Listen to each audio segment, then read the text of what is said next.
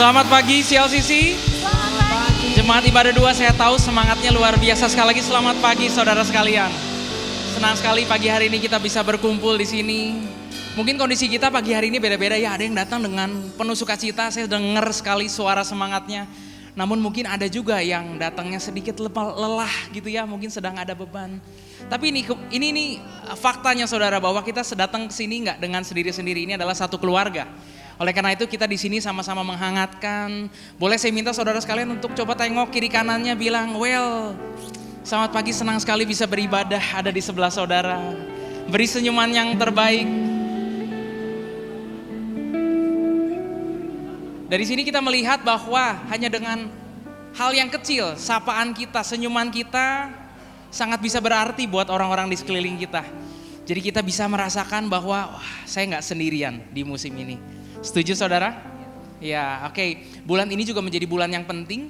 Sepanjang bulan kalau teman-teman melihat tim lepas tim pakai baju yang sama yang tulisannya God's Mission I'm In. Kenapa? Karena di bulan ini memang bulan misi, di mana kita menyampaikan kebenaran firman Tuhan. Biarlah kita murid-murid Kristus nggak cuma sekedar menikmati keselamatan yang Tuhan berikan, tapi setiap dari kita juga punya tugas tanggung jawab untuk mewartakan keselamatan itu.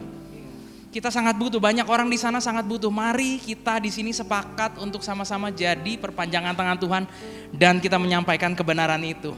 Oke, oleh karena itu saya mau undang saudara sekalian untuk sama-sama bangkit berdiri. Kita sama-sama membacakan satu ayat.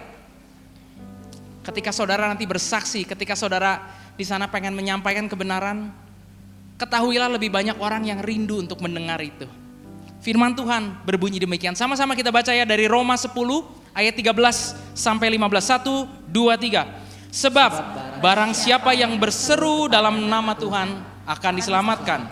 Tetapi bagaimana mereka dapat bersatu kepadanya jika mereka tidak percaya kepada Dia? Bagaimana mereka dapat percaya kepada Dia jika mereka mendengar tentang Dia? Bagaimana mereka mendengar tentang Dia jika tidak ada yang memberitakannya? Dan bagaimana mereka dapat memberitakannya jika mereka tidak diutus? Sebab ada tertulis, betapa indahnya kedatangan mereka yang membawa kabar baik. Ya, jadi itu tugas kita semua ya. Kita sama-sama semangat, nggak menjadi satu perkataan, tapi ini pernyataan iman. Yuk sama-sama kita berdoa. Tuhan, terima kasih Tuhan kalau pagi hari ini Kau kumpulkan kami bersama-sama di sini Tuhan. Sekali lagi kami bersyukur untuk keselamatan yang Kau berikan Tuhan. Tapi kami tahu Tuhan, kami diutus bukan hanya untuk menjadi penikmat ini, tapi kami buat menjadi perpanjangan tangan Tuhan. Kami percaya kebenaran firman Tuhan yang disampaikan hari ini akan menguatkan kami, mengembalikan kami untuk kami mengerti kenapa kami ditebus Tuhan.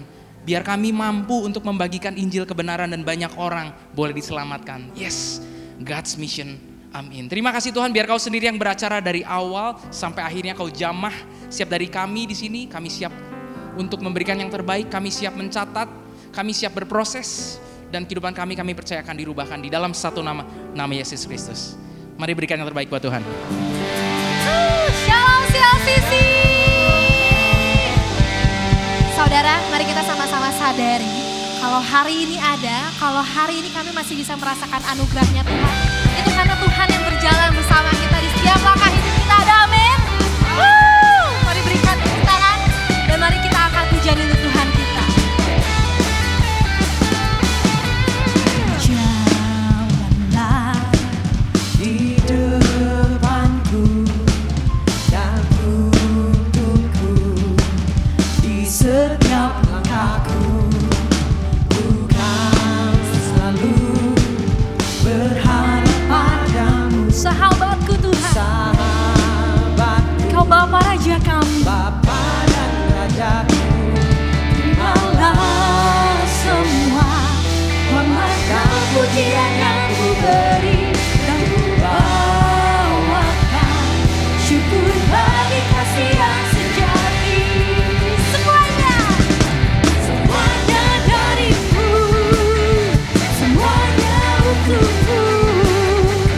Pujian syukurku ku serahkan padamu. Semuanya darimu, semuanya untukmu. Pujian syukurku ku serahkan padamu.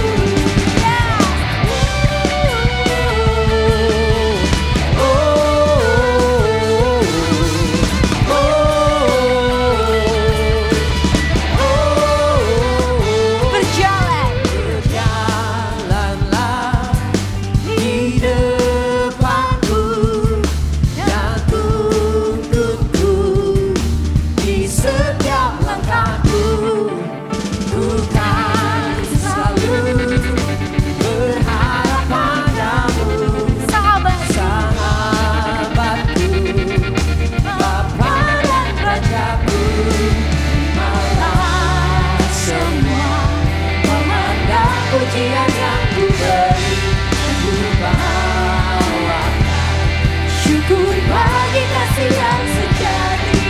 Semuanya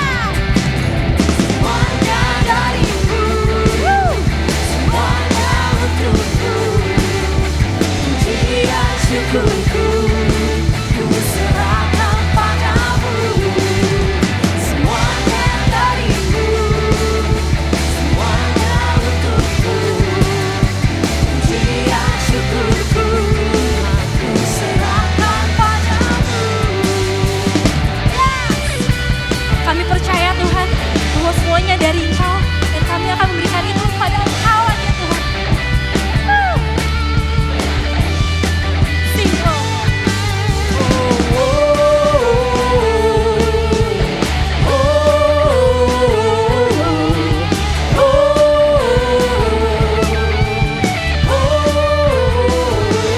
Terimalah semua hormat dan pujian yang ku beri dan ku bawakan syukur bagi kasih. Sambil angkat tanganmu saudara, katakan terimalah Semua hormat dan pujian yang ku beri dan ku bawakan Ini syukur kami Tuhan. bagi kasih yang sejati. semuanya darimu, semuanya untukmu, pujian syukurku Kami mau serahkan itu pada Engkau Tuhan. padamu. Come on semuanya.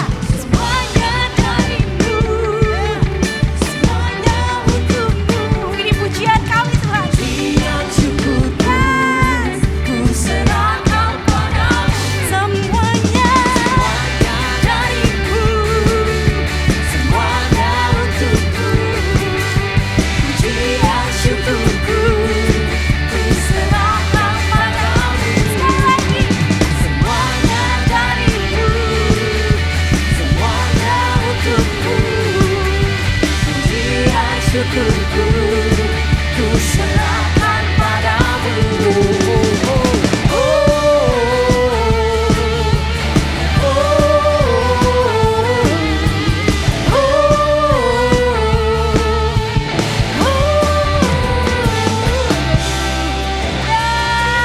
Berikan tepuk tangan paling meriah bagi Tuhan. Yang bersemangat katakan haleluya. Saudara percaya kita punya Allah yang dahsyat, amin. Amin. Kita percaya kalau kita punya Allah yang penuh kuasa, amin. Amin. Boleh sapa kiri kanannya bilang kita punya Allah yang penuh kuasa.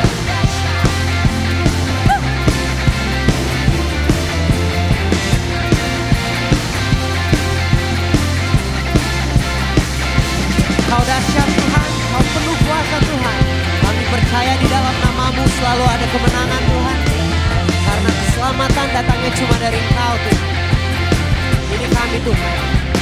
Namanya Tuhanku, menara yang teguh. Katakan kota benteng. Kota benteng perlindunganku,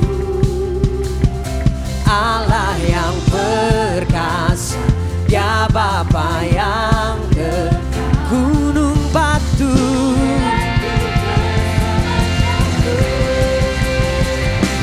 Engkau yang termulia di bumi di surga, termasyur perkasa selamanya. Naikkan suaramu katakan, Engkau yang berkuasa di dalam segala hal. Ada kuasa dalam nama Yesus.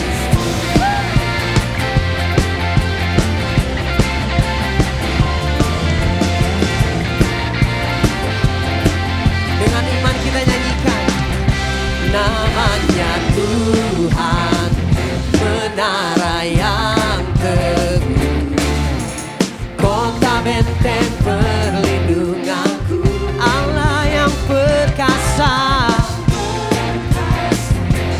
Bapa yang dekat, Gunung batu,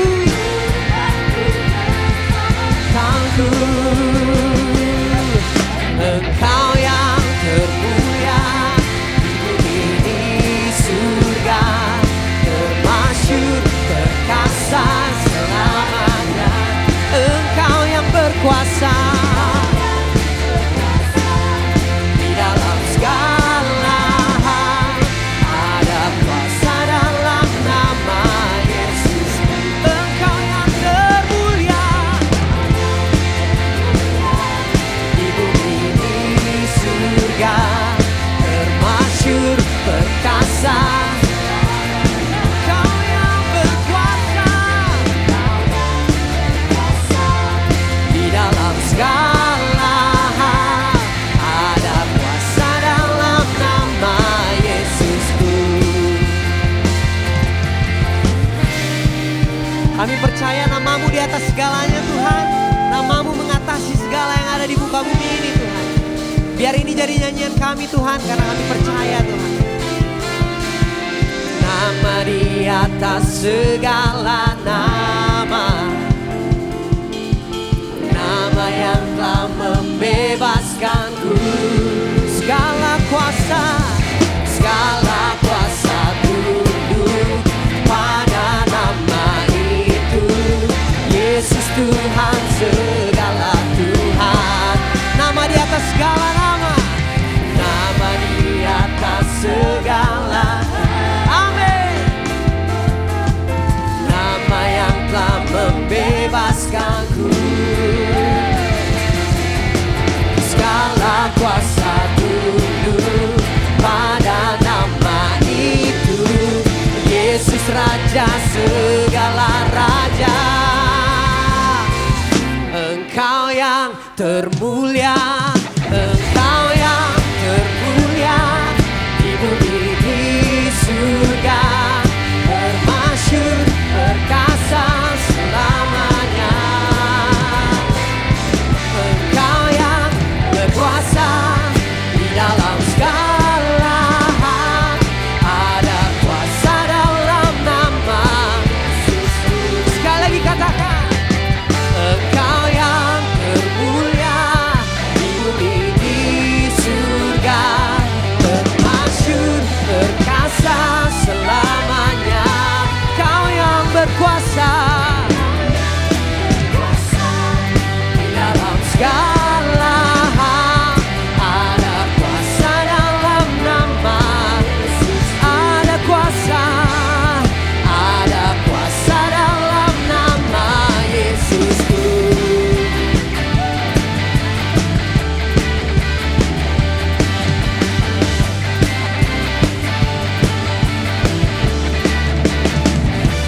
Yang diselamatkan berikan sorak-sorai bagi Tuhan.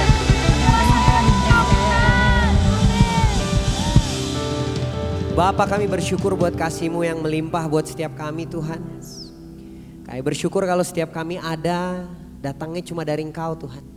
Semua cuma karena kasih dan anugerahnya Tuhan. Bapa, ajar kami bukan cuma sekedar mengenal konsep kami diselamatkan, tapi kami benar-benar hidup sebagai orang yang diselamatkan. Orang yang dekat sama Tuhan kami. Orang yang mengenal hatinya Tuhan. Ajar kami untuk terus bertumbuh semakin mengenal-Mu Tuhan. Biar kami bisa bilang Tuhan, bukan lagi kami yang hidup, tapi Kristus yang ada di dalam kami. Bapa, biar penyembahan kami gak cuma sekedar nyanyian, tapi bukti kasih kami akan Tuhan yang telah terlebih dahulu mengasihi kami. Ini kami Bapa, ini iman kami, ini penyembahan kami Tuhan.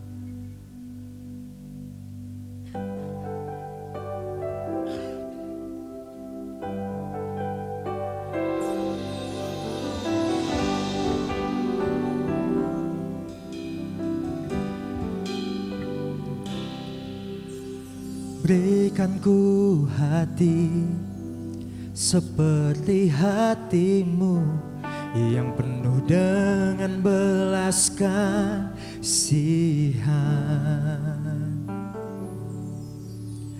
Berikan ku mata seperti matamu, memandang tuaian di sekelilingku.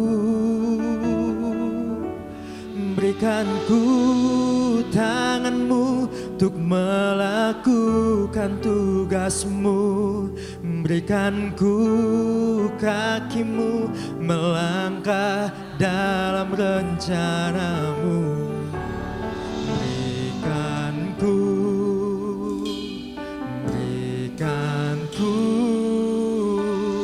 Berikanku hatimu.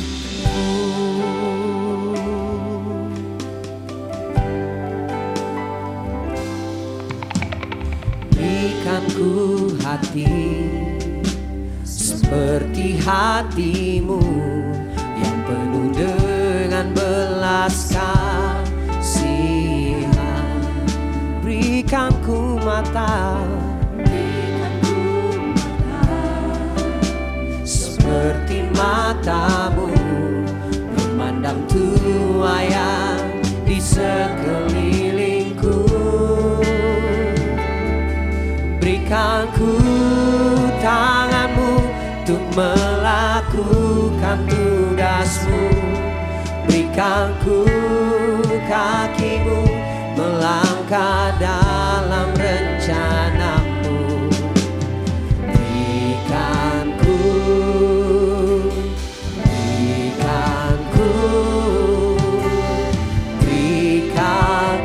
hatimu. Berikanku tanganmu untuk melakukan tugasmu. Berikanku kakimu melangkah dalam rencanamu.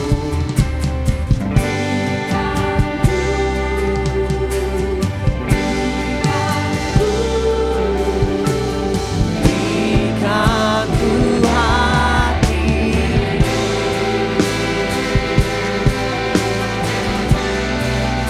Berikanku hatimu Tuhan.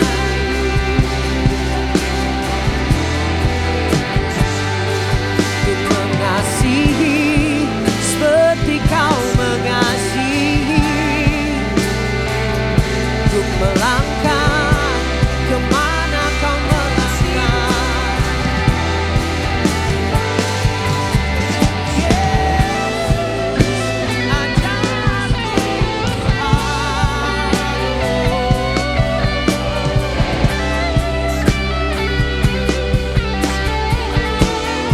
Kami perlukan kau Tuhan.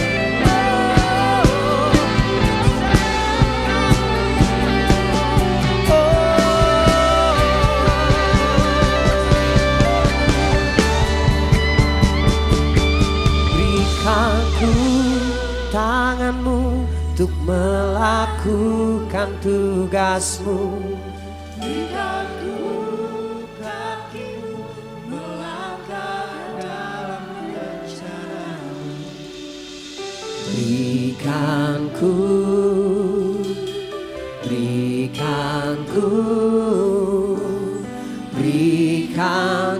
hatimu.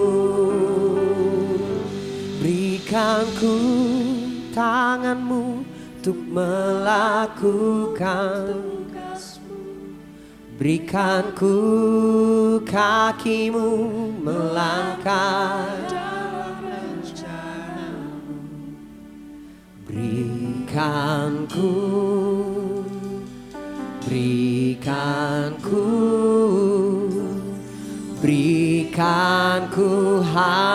hatimu. Berikanku hatimu. Berikanku hatimu.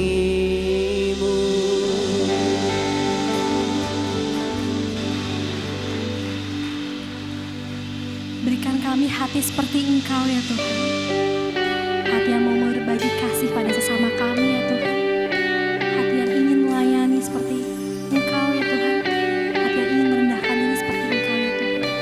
Dan kami mau berterima kasih untuk kebaikan-Mu ya Tuhan. Terima kasih untuk kasih setia-Mu ya Tuhan. Dengan ini kami akan mengangkat penyembahan ini untuk Engkau ya Tuhan.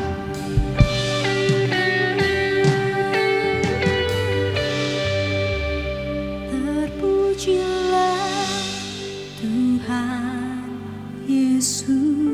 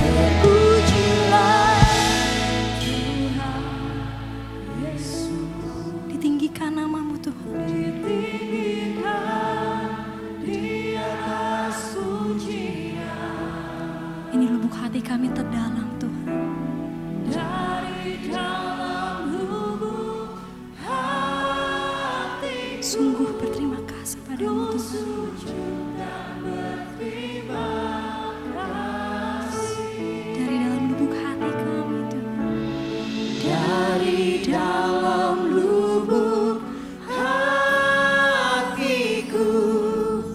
ku sujud dan berterima kasih.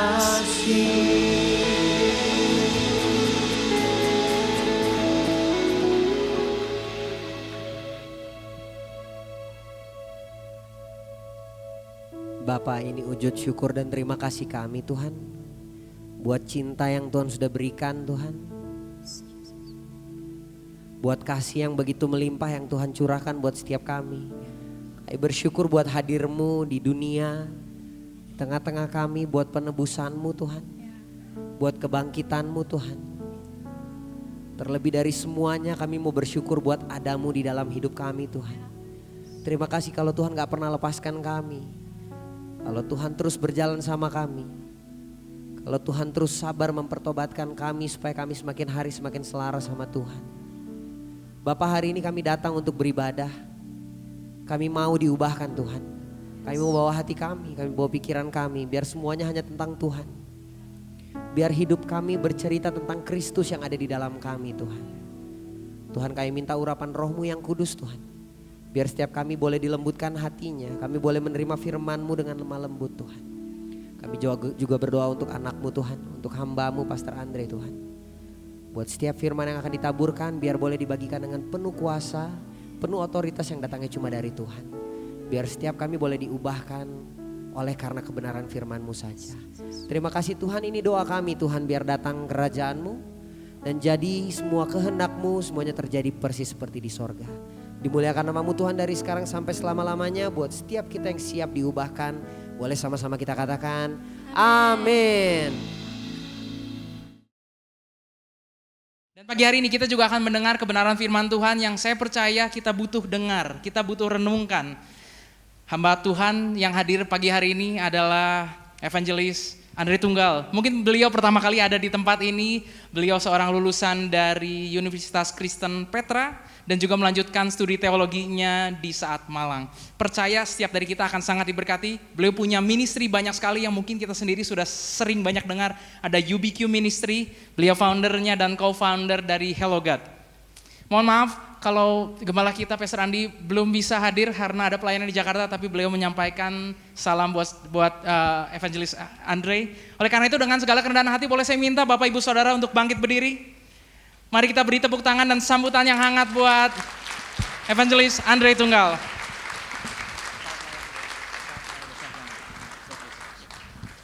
Duduk saudara, duduk. Saya agak sungkan saudara berdiri. Saya maju saudara berdiri, sungkan saya ya. Thank you untuk CLCC ya, keluarga besar CLCC. Saya diundang untuk melayani, saya banyak dilayanin ya. Saya merasa ada banyak berkat yang saya bisa rasakan ketika saya hadir di tengah-tengah saudara. Dan saya melihat ada banyak value yang indah yang sedang dikerjakan dalam komunitas ini, jadi bagian dari komunitas ini. So, saya mengajak kita untuk apresiasi banyak kebaikan Tuhan yang Tuhan kerjakan di tengah-tengah komunitas kita. Kita kasih tepuk tangan dulu. Dan juga bilang sama kiri kanan, itu semua menjadi indah karena kamu juga ada di sini. Bilang sama kiri kanan. Itu semua jadi indah karena kamu ada di sini. Asik ya. Saya tadi udah diperkenalkan panjang dan lebar, kurang tinggi dan dalam, tapi saya kira tinggi dan dalam itu kapan-kapan saja. Tapi sekali lagi nama saya Andre Tunggal dan senang bisa jadi bagian dan melayani bersama-sama. Dan saya tadi sangat melihat begitu banyak penekanan-penekanan yang selalu ngomongin tentang mission ya, God's mission dan sebagainya. Jadi hari ini kalau saudara membutuhkan semacam kayak guidance, apa sih yang akan kita bicarakan? Jadi judulnya, saya udah tanya ChatGPT. Jadi judul yang keren untuk bisa dibawakan adalah Living the Incarnation, dan itu adalah our mission. Saya mengajak kita tundukkan kepala di hadapan Tuhan. Mari kita meminta pimpinan dari Roh Kudus. Mari kita berdoa.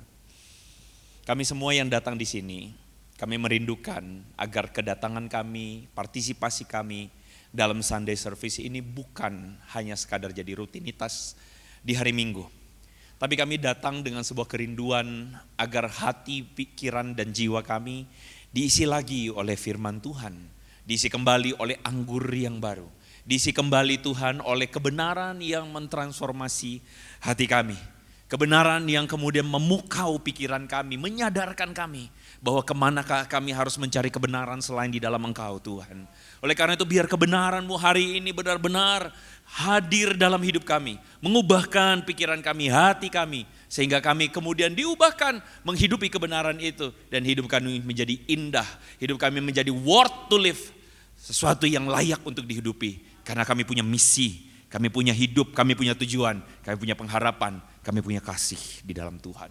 Berbicaralah Roh Kudus, kami berdoa di dalam nama Tuhan Yesus. Yang percaya sama-sama katakan, amin. Amin. Saya itu, kalau saudara buka YouTube saya dikenal banyak membahas tentang yang namanya kekristenan ketika berjumpa dengan isu-isu kontroversial. Isu-isu yang banyak orang sebenarnya hari ini sadar tidak sadar, kita tuh selalu dipertanyakan imannya. That's why mungkin sebagian dari saudara yang sudah kenal saya mengerti bahwa yang saya lakukan adalah apologetika. Tapi saya tidak akan jelaskan apa itu apologetika, simpelnya adalah apologetika itu memberikan pertanggungjawaban tentang pertanyaan, kesangsian atau kebingungan orang tentang kekristenan. Kenapa saya melakukan itu? Karena itu bagian dari perjalanan saya. Saya ingat waktu saya kecil, waktu saya SMP, saya bertanya kepada guru saya yang adalah seorang pendeta waktu itu. Saya besar anyway dalam tradisi kekristenan yang sangat kuat. Waktu Natal saya sudah pernah jadi orang Majus, saya pernah jadi gembala, saya pernah jadi Yusuf, cuma gak pernah jadi Maria dan gak pernah jadi bayi Yesus ya. Jadi saya sejak kecil familiar dengan kekristenan. Tapi saya boleh bilang bahwa saya tidak ngerti kekristenan. Pertanyaan saya kepada guru saya waktu SMP adalah, kalau Tuhan tahu manusia bakal jatuh dalam dosa, kenapa Tuhan biarin manusia jatuh dalam dosa? Dan pertanyaan itu tidak pernah dijawab. Dan saya diancam bahwa saya bakal jadi ateis. Dan sebenarnya benar, saya jadi ateis. Karena itulah dalam perjalanan hidup saya merasa bahwa ketika Tuhan kembali menjamah hidup saya dengan kebenaran firman Tuhan, saya jadi begitu amazed bahwa ternyata selama ini saya tidak tahu apa itu kekristenan. Termasuk salah satu isu yang paling banyak dibahas itu adalah Trinitas. Saya ingat 2 minggu yang lalu saya sedang seminar di satu tempat di Jakarta, di daerah Serpong. Lalu kemudian seminar yang saya bawakan adalah isu tentang Trinitas. Tritunggal, Bapa, Putra, Roh Kudus. Saya yakin saudara semua tahu bahwa kekristenan menyembah Allah yang menyatakan dirinya dalam 3 pribadi. Amin. Bapa, Putra, dan Roh Kudus. Jadi Tuhannya orang Kristen ada berapa? Ya, kita tidak bahas isu itu ya. Kita tidak bahas sesi itu. Tapi kemudian ada seorang peserta yang kemudian ngomong sama saya begini. Pastor, berikan saya saran. Karena saya bekerja di lingkungan yang sangat plural. Dengan lingkungan orang yang beragama lain. Lalu kemudian mereka sering mempertanyakan kepada saya, kamu itu sebenarnya nyembah Tuhan yang mana sih? Kamu tuh sebenarnya nyembah Tuhan berapa sih? Gitu. Karena agama mereka adalah agama yang benar-benar strictly monotheis.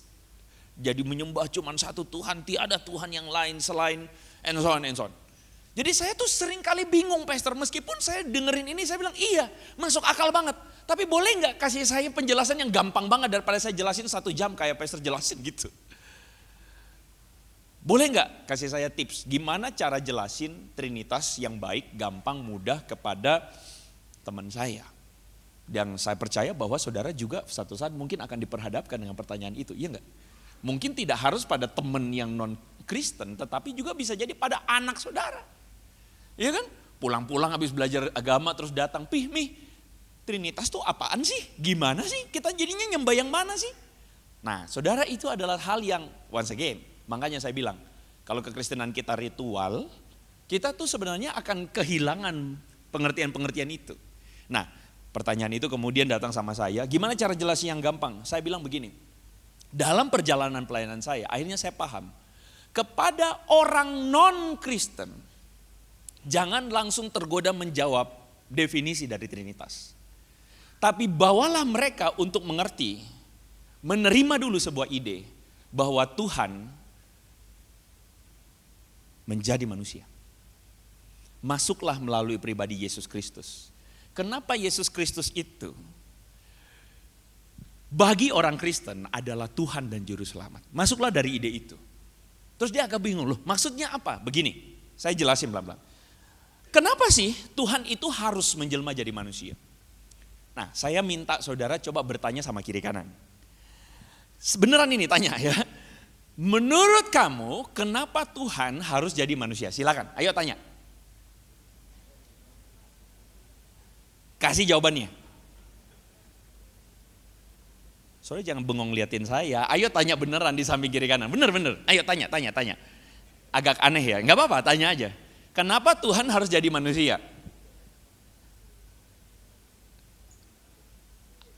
Dan tolong proaktiflah kasih jawabannya, ya. Silakan. Oke, saya tentu tidak punya waktu untuk turun ke bawah nanya saudara satu-satu ya. Tapi saya tebak-tebak. Berapa banyak dari saudara yang mendengarkan jawabannya adalah karena dia datang untuk menebus dosa kita? Berapa banyak?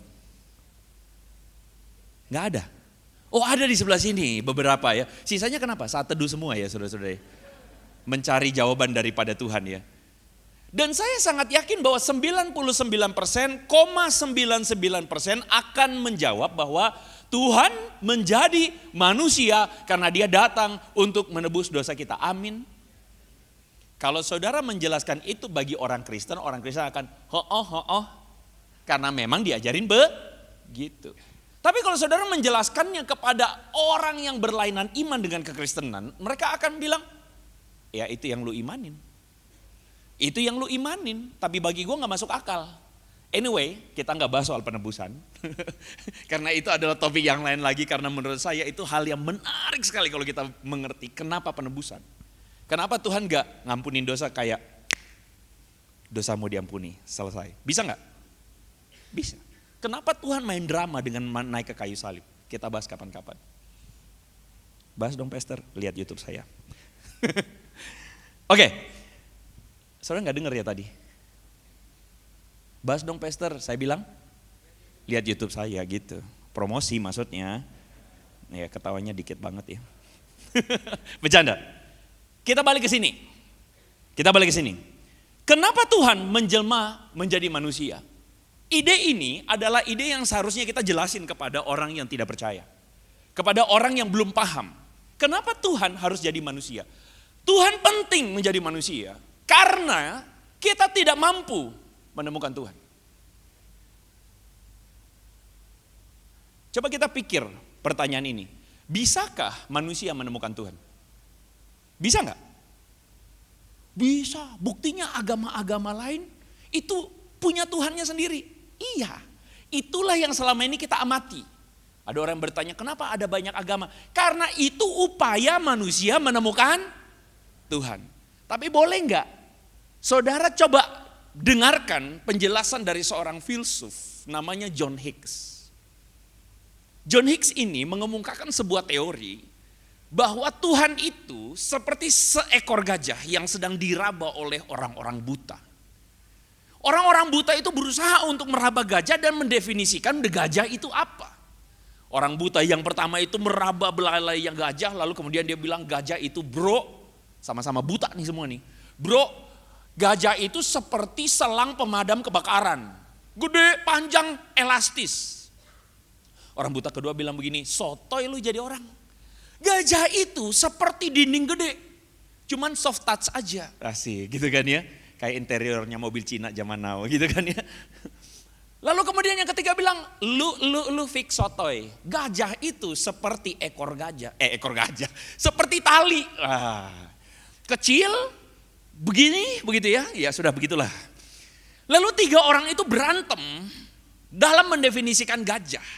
Saudara yang melihat orang-orang buta yang sedang berantem gara-gara definisi tentang gajah yang mereka raba, saudara bilang apa?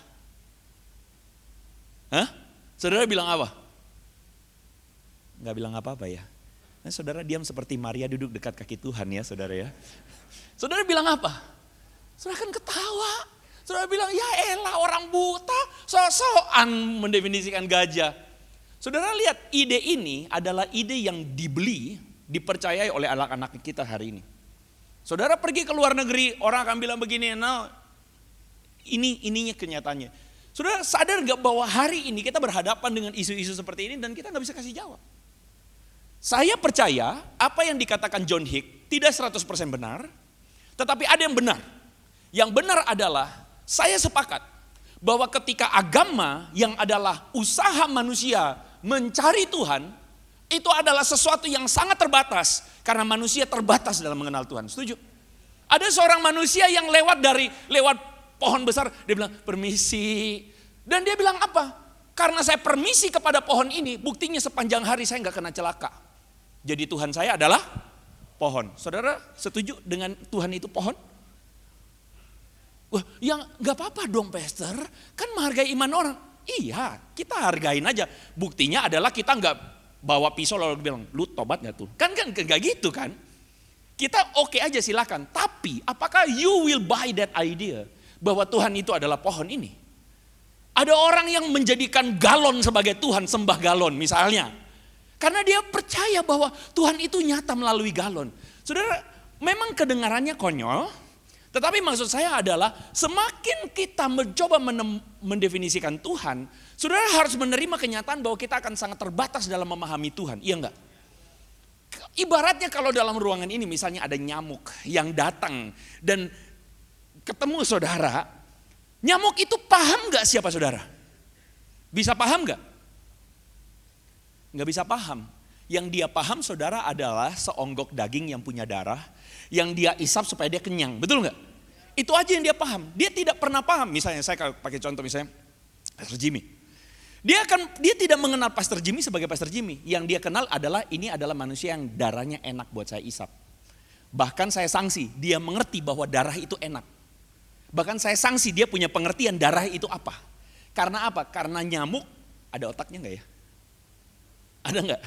Ada di sini guru biologi atau dosen biologi. Nyamuk ada otaknya nggak? Kalaupun ada, upil. Bahkan tidak sampai seupil kita. Dia tidak akan bisa memahami manusia. Setuju? Bagaimana jika analogi ini saya arahkan bahwa manusia bisakah memahami Tuhan yang maha kuasa, maha luar biasa, maha pengetahuan dan sebagainya? Bisa nggak kita? Nggak akan bisa.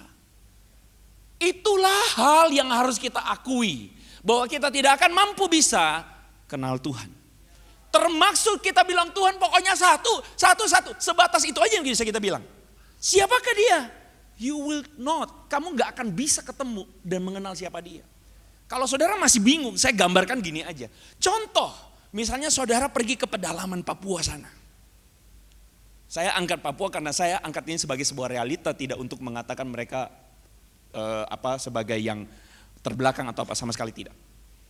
Saya pernah ngajar di Sentani, waktu saya ngajar di Sentani lalu saya ketemu dengan siswa itu bilang, Pak Pendeta, Pak Guru kapan-kapan saya undang ya khotbah di kampung saya. Saya bilang, oh boleh kalau ada waktu saya bisa. Kampung di mana saya tanya. Oh saya kampung ada di pegunungan Wamena sana. Oh bagaimana cara sampai sana? Pace. Jadi kalau Papua itu panggilnya Pace, Mas Pace. Nah begitu saudara ya. Bagaimana saya sampai sana Pace? Dia bilang, Pak Pendeta nanti mesti naik pesawat capung. Pesawat capung jangan bayangin capung saudara ya. Pesawat baling-baling itu loh yang tek. Pak Pendeta mesti naik pesawat capung, Pak Pendeta sampai di tempat mendarat di sana, lalu Pak Pendeta mesti jalan 3 hari jalan kaki baru sampai di saya punya kampung. Saya dengar itu saya tersentuh loh. Tapi anyway, itulah realita. Dengan kampung yang jarak jalan kaki 3 hari, ada listrik tidak? Hampir kita bisa bilang 100% gak ada listrik. Berarti mereka tidak pernah kenal kulkas. Mereka tidak pernah kenal es. Betul? Ada krim? Ada krim? Tidak ada krim. Mereka tidak pernah tahu es, mereka tidak pernah tahu krim. Sekarang saya tanya, kalau ada Pace Papua tanya kepada saudara, jelaskan dulu es krim itu apa? Saudara jawab apa? Ada yang bisa menjawab? Ada? Coba berikan saya definisinya. Apa itu es? Es krim. Siapa namanya? Yes, ya kamu, siapa lagi? Win. Win, jelasinnya gimana Win?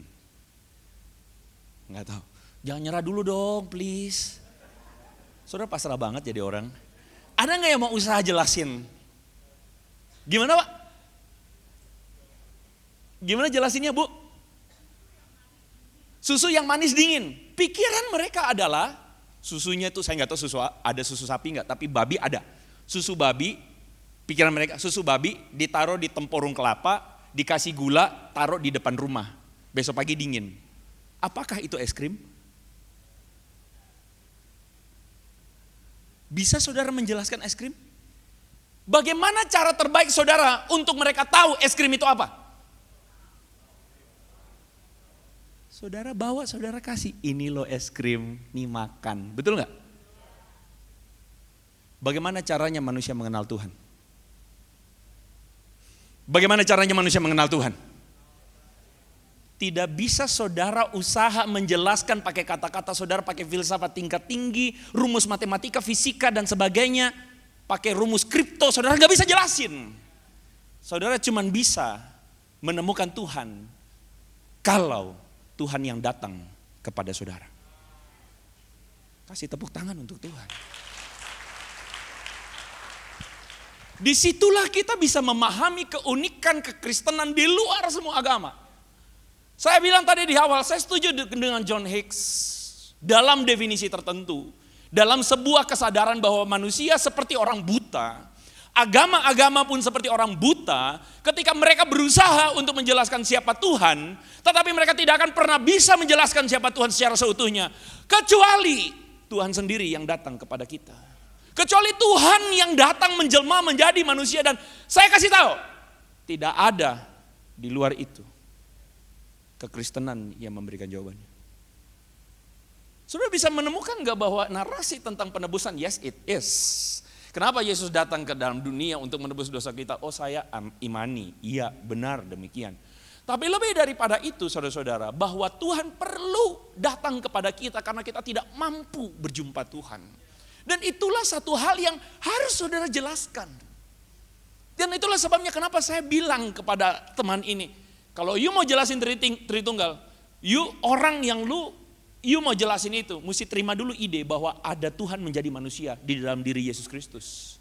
Dan kalau dia udah bisa menerima ide itu masuk akal buat dia, memahami Trinitas, gampang.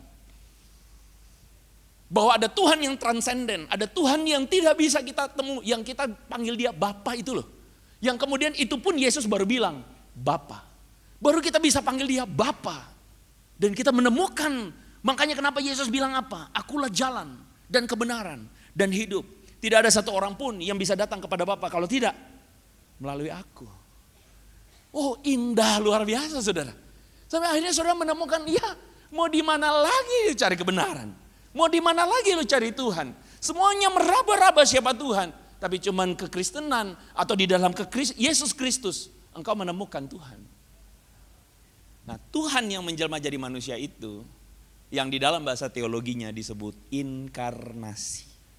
Apa sih inkarnasi? Jangan bayangin nasi babi, jangan bayangin nasi campur saudara, jangan bayangin nasi karedok. Ada nggak nasi karedok? Kagak ada ya. Ya whatsoever lah ya saudara. Apa sih inkarnasi? Inkarnasi bahasa Latinnya inkaro. Yuk kita sama-sama baca ya. 1, 2, 3. Hendaklah kamu dalam hidupmu bersama menaruh pikiran dan perasaan yang terdapat juga dalam Kristus Yesus, yang walaupun dalam rupa Allah, tidak menganggap kesetaraan dengan Allah itu sebagai milik yang harus dipertahankan, melainkan telah mengosongkan dirinya sendiri dan mengambil rupa seorang hamba dan menjadi sama dengan manusia. Dalam ayat yang saya telah kuningkan itu saudara-saudara, di situ terletak satu ide penting dalam kekristenan yang saudara tidak akan pernah bisa lepasin. Kekristenan mengandung sebuah ide bahwa Tuhan telah mengosongkan dirinya. Bahwa Kristus mengosongkan dirinya. Dia mengambil rupa seorang hamba menjadi daging. Inkaro. Di dalam daging. Dan dia menjadi sama seperti kita. Ini adalah satu ide yang saudara gak bisa lepasin dari kekristenan. Kekristenan adalah Tuhan mencari manusia berdosa. Tuhan menjelma menjadi daging. Amin. Dan sayangnya khotbah ini tidak sampai di sini. Yes, pastor, gue udah yakin banget Kristen paling benar. Amin. Tuhan perlu menjadi manusia. Saudara pulang, yes, amin. Terus so what? So what?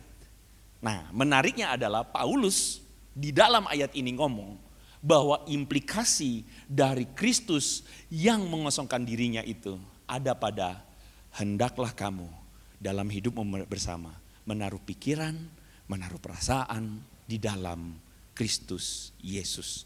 Pikiran perasaan apa?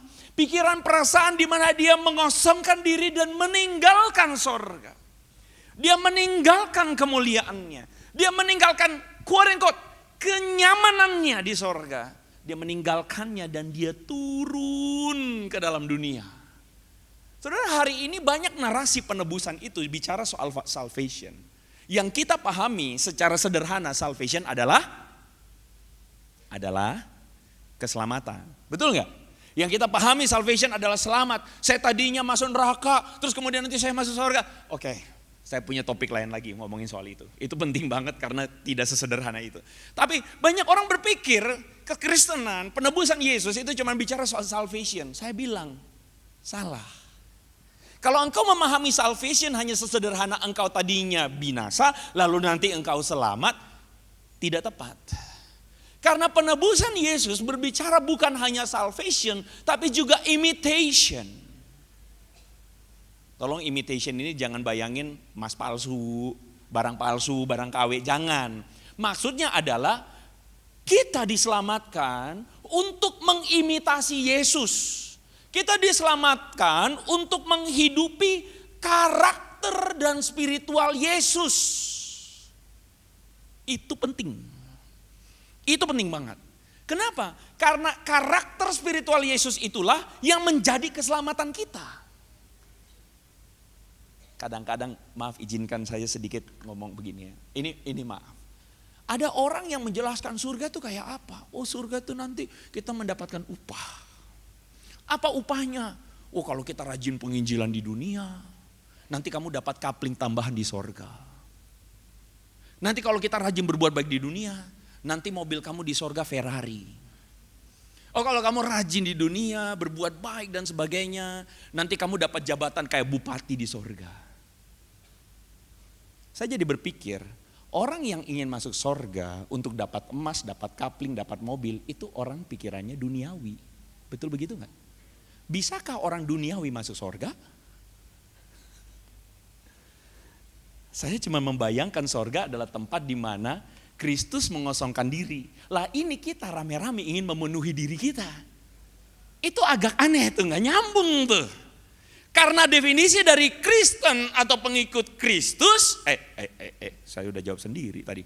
Definisi dari Kristen adalah pengikut Kristus. Pengikut Kristus bukan Yesus jalan depan kita di belakang, bukan begitu. Tapi pengikut Yesus adalah bagaimana kita mengikuti spiritualitas Yesus, itu penting. Bagaimana kita mengikuti karakter Kristus. Karakter Kristus itu adalah dia berinkarnasi. Dia mengosongkan diri, meninggalkan kenyamanannya. Di tengah hari ini dunia yang ngajarin, you harus kejar kenyamanan. Betul enggak? Yuk jadi member VIP, asik. Supaya nanti kamu dapat privilege. Sudah lihat gak? Dunia sekeliling kita itu mengerti bahwa natur kita manusia senang kenyamanan. Betul gak? Kita pay more untuk dapat kelas bisnis, dapat kursi lebih besar. Misalnya di angkutan. Dapat makanan lebih enak dan sebagainya. Akhirnya tanpa sadar kita semua lari ke kenyamanan. Kenapa? Karena memang itu sifat natur di kita. Natur kita manusia adalah kita suka kenyamanan. Kita menjadikan kenyamanan sebagai sesuatu yang kita pertahankan dan tanpa sadar kita menjadi orang Kristen yang terus mempertahankan kenyamanan kita. Perhatikan ini baik-baik. Kadang-kadang ada orang yang jadi Kristen karena dia pikirnya nyaman dulu. Saya ke gereja karena ke gerejanya nyaman. Nyamannya kenapa? Tempat parkirnya oke, ruang gedungnya bagus, AC-nya dingin, pengkhotbahnya lucu. Nyaman buat saya. Kalau saudara cari kenyamanan begitu, gini. Tidak ada yang salah dengan kenyamanan. Tapi kalau kenyamanan menjadi tujuan akhir saudara, itu salah. Karena saudara kan tetap menjadi orang Kristen yang butuh untuk terus dinyamankan. Dan itulah sebabnya banyak hari ini orang Kristen kecewa. Lari terus dari satu tempat ke tempat yang lain untuk mencari mereka nyaman. Mencari sebuah pertunjukan rohani yang lebih menyamankan diri. Sekali lagi, kalau saudara punya gedung yang baik, AC yang baik, semua fasilitas yang baik, puji Tuhan. Saya tidak anti. Amin. Tapi hati-hatilah kalau tujuan akhir kita cuman itulah sebabnya dalam gereja-gereja tertentu saudara-saudara, saya background dari lahir udah gereja. Ayo pelayanan. Kadangkala karakteristik jemaat itu apa? Ya saya mau pelayanan kalau nyaman buat saya. Kalau Yesus menggunakan karakter yang begitu, saya mau nyelamatin kamu kalau nyaman buat saya. Diselamatkan kan? Kita diselamatin gak? Gak bakal, sampai ayam tumbuh gigi juga gak bakal selamat kita. Dia gak bakal turun ke dunia menyerahkan dirinya, nyawanya, betul gak? Tapi apa yang Yesus lakukan? Aku datang bukan untuk dilayani, tapi untuk melayani. Aku datang untuk memberikan nyawaku. Karakter Kristus itulah yang sebenarnya harusnya menjadi sesuatu yang tidak boleh terluput dari pikiran kita. Bahwa menjadi seorang Kristen adalah menjadi seorang yang dibentuk serupa dengan Yesus. Saya tidak bilang diri saya sempurna. Saya adalah orang yang juga sama-sama belajar. To be honest, saya bicara begini bukan berarti saya telah meninggalkan kenyamanan saya. I'm so sorry. Once again, ada yang mengatakan sama saya, kok berarti kenyamanan itu buruk? Tidak. Kenyamanan itu adalah sesuatu seperti pisau. Pisau itu you bisa pakai untuk potong sayur, tapi pisau you bisa pakai buat ngancam orang. Pisau itu bisa buruk, dia netral, tapi dia bisa buruk ketika hatimu buruk. Kenyamanan itu bisa baik, ketika hatimu buruk, kenyamanan itu menguasai hidupmu. Sudah tanpa sadar kita tuh menghidupi kenyamanan sebagai yang utama. Padahal kekristenan berbicara tentang keluar dari zona nyaman. Keluar dari apa yang selama ini saya anggap penting dalam diri. Dan saya menjadikan Kristus sebagai satu-satunya North Star saya. Panduan saya. Pastor dari tadi ngomong apa sih panjang, lebar, tinggi, dan dalam. Saya agak oke, kita langsung masuk dalam satu hal yang penting. Sudah sadar nggak bahwa menghidupi misi keluar dari segala sesuatu yang somehow musuh kita tuh kenyamanan itu sendiri. Keluar dari situ adalah satu hal yang penting. Soalnya lihat Abraham meninggalkan Ur Kasdim, betul? Dia meninggalkan kenyamanan dia. Saudara lihat banyak tokoh-tokoh di dalam Alkitab, sebut aja Yakub, Yusuf dan sebagainya. Mereka meninggalkan kenyamanan mereka, setuju? Dan Tuhan bentuk mereka karena tujuan akhir adalah mereka mau diberkati supaya mereka jadi berkat. Hari ini saudara mendengar banyak kekristenan atau pengajaran-pengajaran yang cuma sampai pada engkau diberkati, sepanjang hidupmu diberkati. Lagunya gak salah, tapi cara memahaminya bisa salah. Ketika engkau berpikir bahwa segalanya dikumpulin hanya untuk dirimu sendiri, tanpa sadar spiritualitas apa yang terbentuk dalam dirimu. Bahwa yang harus diutamakan adalah preferensi saya. Kalau semua orang seperti itu, itulah yang Paulus bilang. Semua orang cuma memperhatikan kepentingannya sendiri. Dan itu antitesis dari komunitas Kristen. Saudara, Abraham diberkati untuk jadi berkat. Ada yang semalam waktu saya pelayanan sama-sama di komunitas sama KBP. Ada yang tanya begini, kok berarti aku salah ya selama ini. Aku pikirnya adalah kita jadi Kristen supaya diberkati Tuhan. Saya bilang bukan, saya tidak bilang kamu salah. Tapi kalau kamu cuma berhenti sampai di situ enggak benar. Kamu itu diberkati Tuhan supaya kamu bisa punya kekuatan lebih banyak untuk jadi berkat. Itulah sebabnya kenapa Tuhan Yesus bilang, siapa yang dipercaya perkara kecil, dia akan dipercaya perkara lebih besar. Setianya apa? Setia di dalam mengelola yang Tuhan kasih. Kalau kamu punya satu kue, kamu bisa bagi ke satu atau dua orang. Kuenya kamu bagi, betul gak? Tapi kalau kamu punya 10 kue, kamu bisa kasih lebih banyak. Pastor berarti habis ini saya mesti jual Lexus saya nih, saya jual saya kasih ke orang. Bukan, jangan memahami kekristenan sehitam putih itu. Tapi engkau sadar betul bahwa semua yang Tuhan berikan dalam hidupmu adalah satu kesempatan bagimu untuk jadi berkat. Ada kesempatan bagimu untuk benar-benar berinkarnasi, meninggalkan fokus utama yaitu diri saya, kenyamanan saya, untuk saya jadi berkat. Hari-hari ini saudara-saudara banyak orang tanpa sadar, mungkin tetap Kristen, tapi dia kehilangan semangat inkarnasi dalam dirinya. Suami-suami hari ini ada yang mentalitasnya adalah, Kerjaan gue ya di keluarga, tanggung jawab saya cari duit ya. Urusan anak, urusan? Jangankan istri, mbak juga urusannya. Istri bilang bukan urusan saya, urusan mbak. Kadang-kadang saya suka lucu tuh kalau dengar kalau anak bermasalah ya dalam tanda kutip ya dipanggil sekolah. Wah itu bapak-bapak udah bete. Kenapa anak kita dipanggil? Anak lu nih dipanggil nih gitu kan. Ngomong sama istrinya begitu, anak lu. Nanti kalau anaknya juara, anak gue. Saudara, itu masalahnya. Kita berpikir bahwa semua untuk diri kita. Padahal di dalam kekristenan ketika engkau diselamatkan, harusnya ada transformasi terjadi dalam dirimu. Bahwa it's not all about me. It's all about God. Yang membuat aku ada sekarang dan bagaimana caranya aku hidup jadi berkat. Suatu kali ada seorang suami istri datang lalu kemudian minta didoakan. Keren saudara, rohani banget. Pastor doakan keluarga kami ya pastor. Oh ya mau didoakan apa? Ini doakan istri saya nih gak bisa tunduk sama saya. Padahal kan Efesus 5 mengatakan, hai istri tunduklah pada suamimu. Wah keren nih, udah hafal firman, nuding-nuding nih, keren nih gitu kan. Udah kayak Farisi juga nih kan gitu kan ya. Doain istri saya supaya tunduk sama saya nih, ini suka ngelawan nih. Ini jatuh dalam dosa gitu. Waktu saya diminta begitu saya bilang, oh iya benar sih. Tapi boleh gak Pak, saya juga bukan doakan istri Bapak, saya doakan Bapak juga. Saya doakan Bapak supaya Bapak gak potong ayatnya tuh. Karena ayat sebelumnya mengatakan, hai suami-suami, ayat sesudahnya mengatakan, hai suami-suami, kasihilah istrimu seperti Yesus mengasihi siapa? Jemaatnya. Sekarang saya tanya, Yesus mengasihi jemaat dengan cara apa? Dengan cara apa? Menyerahkan diri.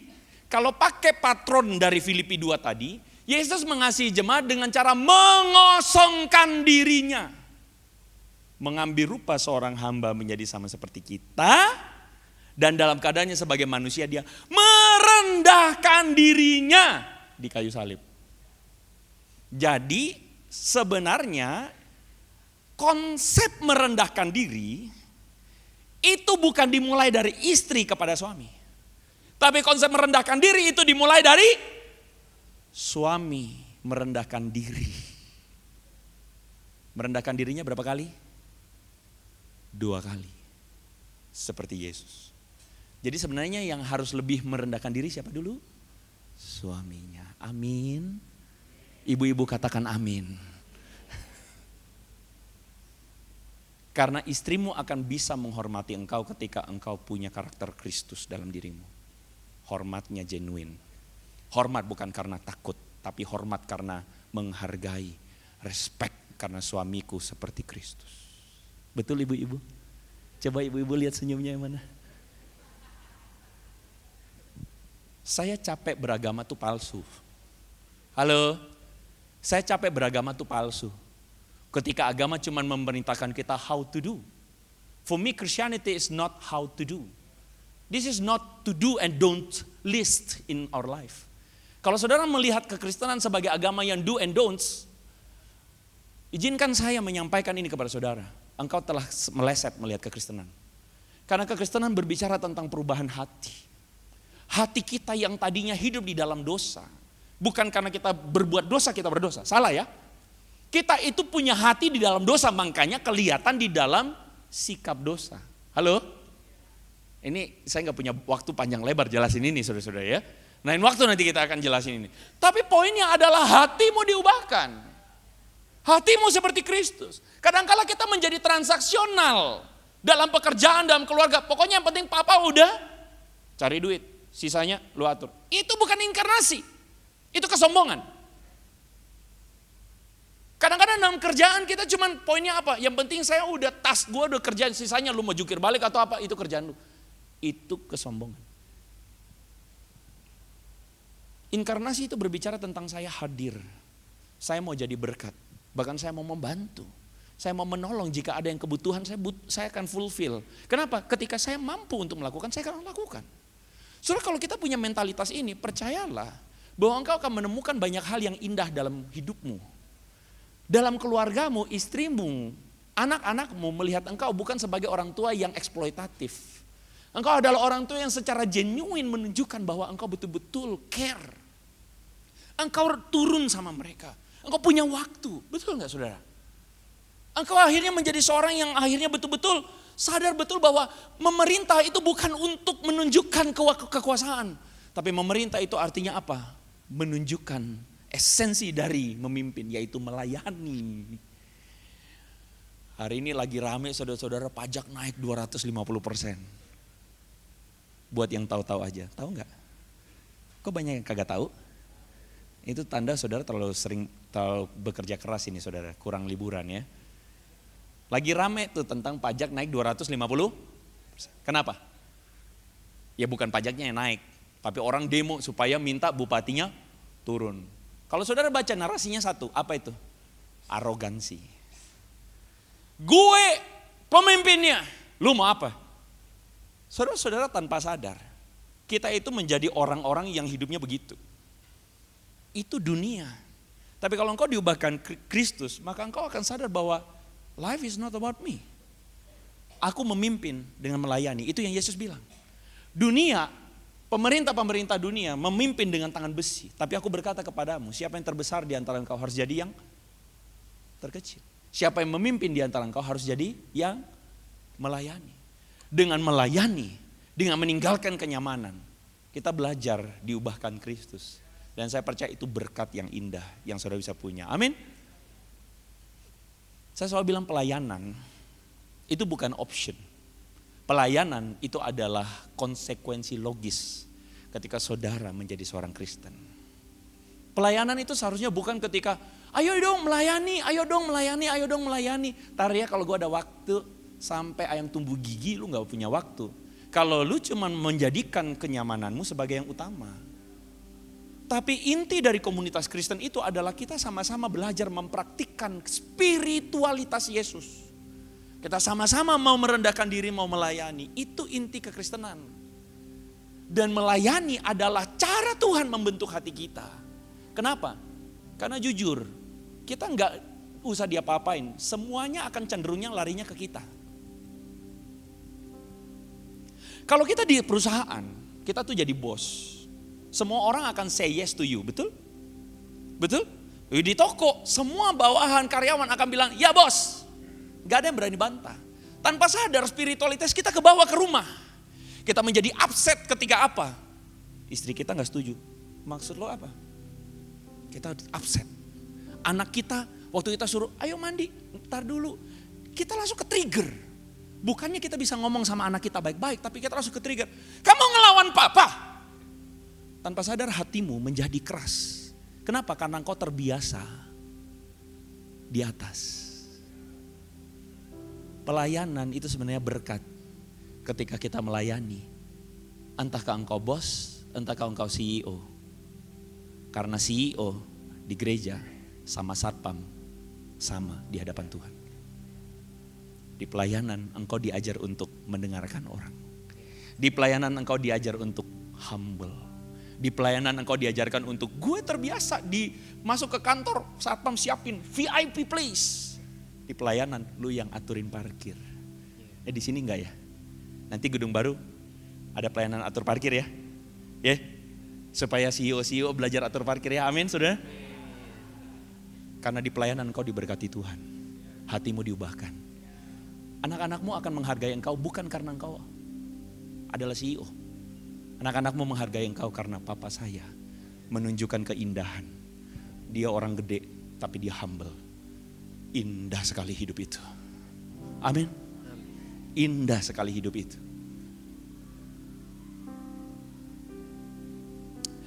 Ku mau hidup seturut kehendakmu.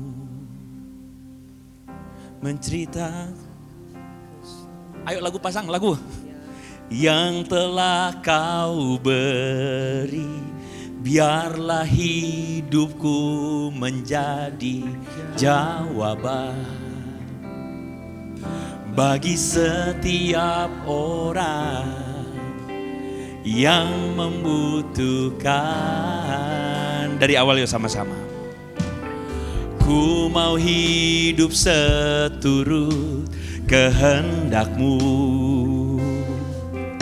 mengerjakan keselamatan yang telah Kau beri.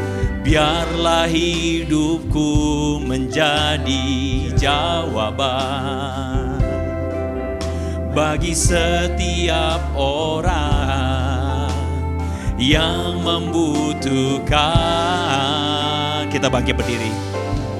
Ku mau bercahaya bagaikan bintang-bintang, di tengah kegelapan terpancar terang kasih Tuhan.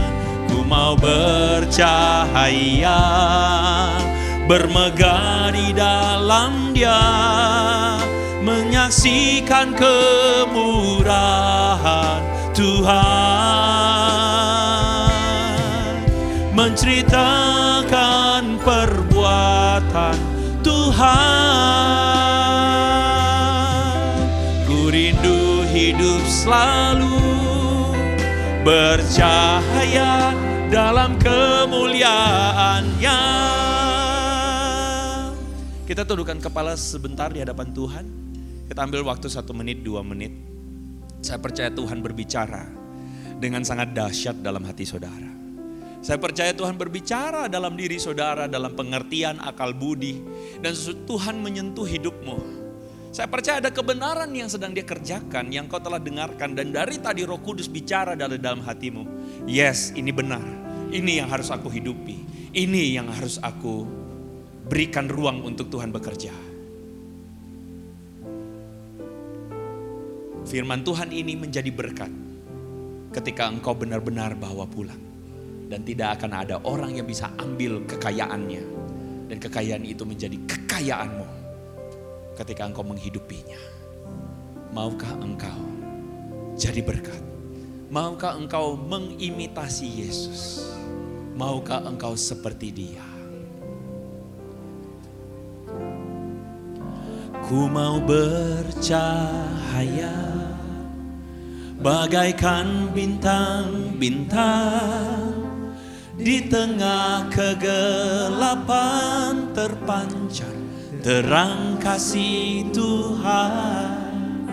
Ku mau bercahaya, bermegah di dalam Dia, menceritakan kemurahan Tuhan, menceritakan perbuatan Tuhan. Ku rindu hidup selalu bercahaya dalam kemuliaan-Nya. Berikan kemuliaan bagi nama Tuhan. Kami berdoa di dalam nama Tuhan Yesus. Yang percaya sama-sama katakan amin. Sekali lagi berikan kemuliaan bagi nama Tuhan. Sekali lagi beri tepuk tangan yuk buat saudara Andre Tunggal. Saya percaya setiap dari kita boleh kembali diingatkan dan kita mengerti bahwa misi Tuhan itu nyata melalui Kristus. Sehingga hari ini kita boleh mendengar dan mengerti lebih dalam lagi. Dan biar orang-orang di sekeliling kita boleh melihat kasih Kristus itu melalui kehidupan kita. Melalui kehidupan saudara sekalian. Oke? Saya percaya banyak orang di sana butuh terang itu. Mungkin seperti yang tadi disampaikan, dunia saat ini lagi banyak yang ngalamin yang gelap, yang kebingungan. Tapi sekali lagi biar kasih Kristus boleh nyata melalui kehidupan saudara dan orang boleh merasakan kasih Kristus. Yuk, mari kita sekali lagi tundukkan kepala kita. Tuhan, terima kasih buat kebenaran firman Tuhan yang baru saja disampaikan.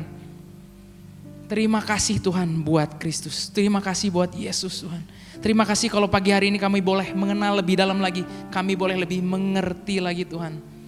Ajar kami Tuhan untuk kami boleh berpikir seperti Engkau Tuhan. Ajar kami buat memiliki hati seperti Engkau. Apa yang kami lakukan sama seperti apa yang hati-Mu Tuhan. Kami digerakkan bukan tentang kami, bukan tentang kami yang pengen tinggi. Tapi biar orang boleh mengerti kasih Kristus dan kami boleh meneladani Engkau Tuhan. Terima kasih Tuhan.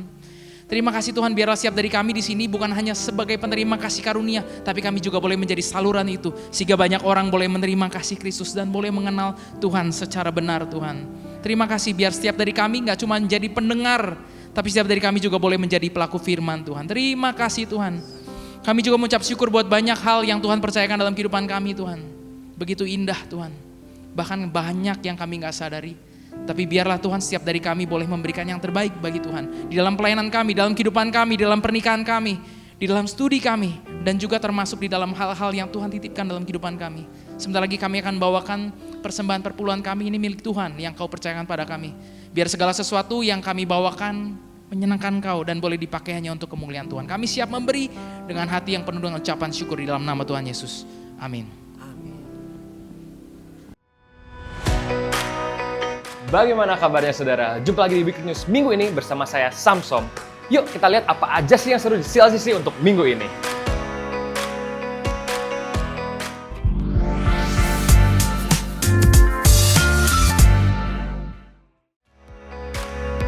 Saudara, di CLCC kami percaya Tuhan memanggil kita untuk menjadi berkat bagi Kota Bandung. Melalui persembahan dan persepuluhan, kita turut membangun pekerjaan Tuhan di tengah masyarakat. Salurkan persembahan melalui QR Code di depan atau transfer ke BCA 233 800 9297. Mari bersama membawa dampak bagi kota.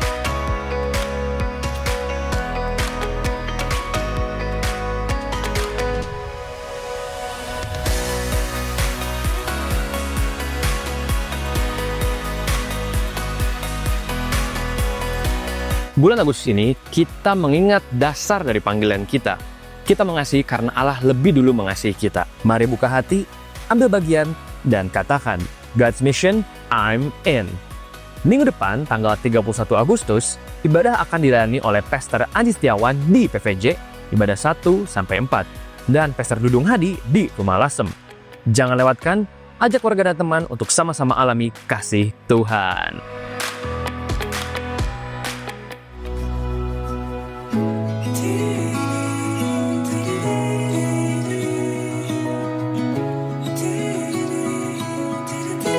Baptisan adalah sebuah deklarasi iman. Baptisan adalah sebuah keputusan bahwa saya adalah pengikut Yesus. Itu adalah sebuah deklarasi, sebuah keputusan yang lahir dari dalam.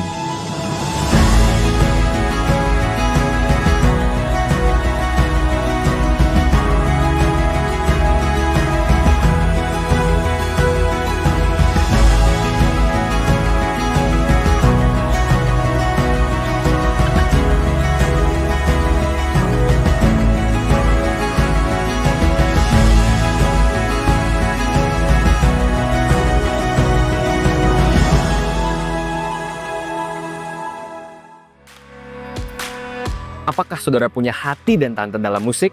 Atau bisa menyanyi atau bermain alat musik? CLCC Worship kembali membuka audisi pelayanan musik. Audisi akan dilakukan pada hari Senin 8 September jam 7 malam di CLCC Main Hall. Join audisi ini dengan scan QR Code yang ada di layar.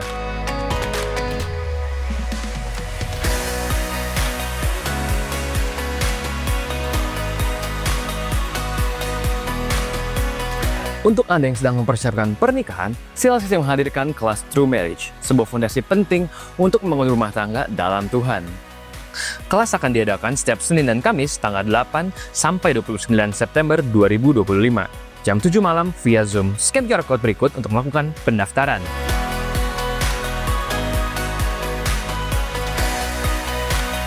Sekian Weekly News minggu ini, saya Samsom izin pamit dulu.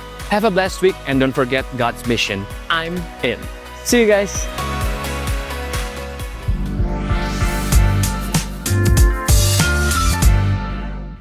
Oke, sebelum kita segera menyelesaikan ibadah pagi hari ini, ada sedikit info-info yang menurut saya ini menyegarkan dan buat kita semua. Yang pertama, seperti yang tadi kita saksikan, ada 15 orang yang telah memberikan dirinya dan percaya sama Tuhan. Boleh beri tepuk tangan buat Tuhan. Kita percaya semua langkah iman, semua hal kecil akan memercikan, akan menjadi cahaya yang luar biasa. Mulai dari mereka ke keluarga mereka dan ke yang lain-lainnya. Jadi Jika ada teman-teman di tempat ini, saudara sekalian yang saya percaya dari minggu ke minggu, kita temukan ada yang dari kepercayaan lain. Jika saudara punya pertanyaan siapa Kristus atau ingin didoakan, saudara boleh tetap tinggal duduk di kursi saudara dan setelah ibadah akan kami layani. Mungkin pertanyaan-pertanyaan saudara akan kami jawab dan kami izinkan kami untuk mendoakan saudara juga. Dan seperti yang tadi disampaikan, ada banyak hal yang kita bisa lakukan untuk rumah kita bersama. Bukan seberapa besar dananya, tapi seberapa besar kita bisa gotong royong bersama dan itulah rasa kebersamaannya. Langkah yang terkecil yang kita bisa lakukan bersama, mulai minggu ini dan ke depan, di depan ada booth, ada rumah kita Banda, ada teman-teman di sana yang berjualan, itu dari jemaat kita sendiri, dan mereka mau mendedikasikan segala keuntungan yang didapat akan diberikan untuk Banda. Yuk mari kita ambil bagian, mungkin kita juga butuh berkat makanan buat siang hari ini, tapi dengan apa yang kita lakukan, bisa memberkati dan bisa ambil bagian buat Banda. Oke? Jadi kunjungi di depan ada makanan mungkin buat siang hari ini. Dan buat saudara yang belum punya kaos yang keren ini, God's Mission I'm In. Di depan juga masih ada, selagi stok masih ada. Saudara boleh ke depan dan ambil bagian di dalamnya. Oke? Kita akan segera selesaikan ibadah pagi hari ini. Boleh saya minta saudara sekalian untuk bangkit berdiri? Sekali lagi siapa yang diberkati dengan kebenaran firman Tuhan pagi hari ini?